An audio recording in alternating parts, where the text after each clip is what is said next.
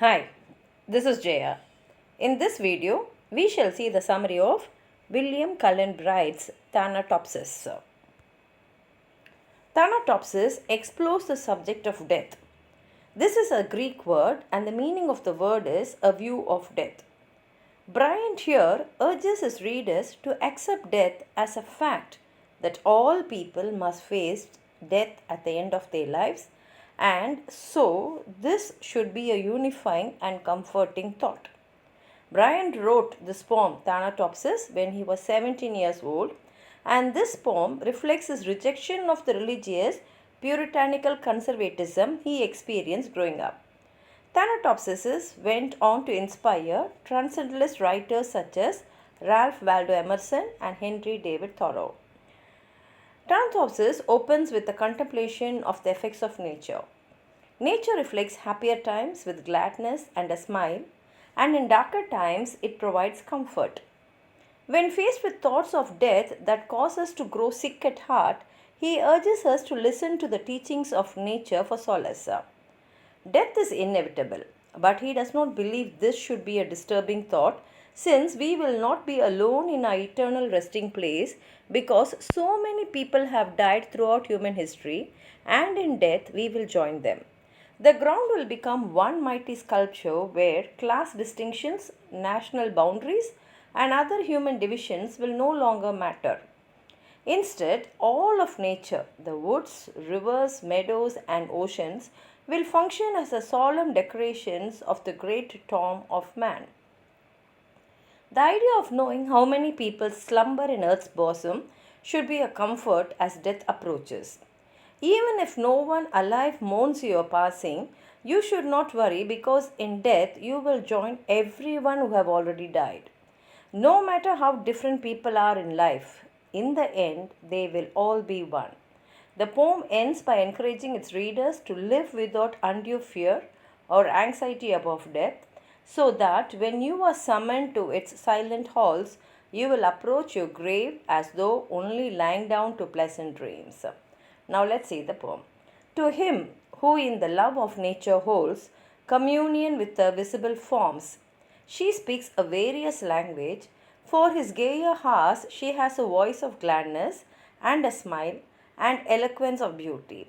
And she glides into his darker musings with a mild and healing sympathy that steals away their sharpness ere he is aware.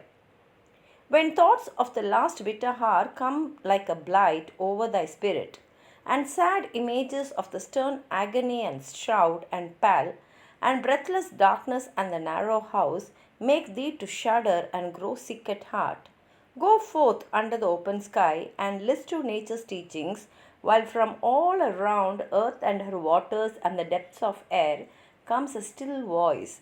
Yet a few days, and thee, the all beholding sun, shall see no more in all his course, nor yet in the cold ground where thy pale form was laid with many tears, nor in the embrace of ocean shall exist thy image. Earth that nourished thee shall claim thy growth, to be resolved to earth again. And lost each human trace, surrendering up thine individual being, shalt thou go to mix for ever with the elements, to be a brother to the insensible rock and to the sluggish clod, which the rude swain turns with its share and treads upon. The oak shall send his roots abroad and pierce thy mould.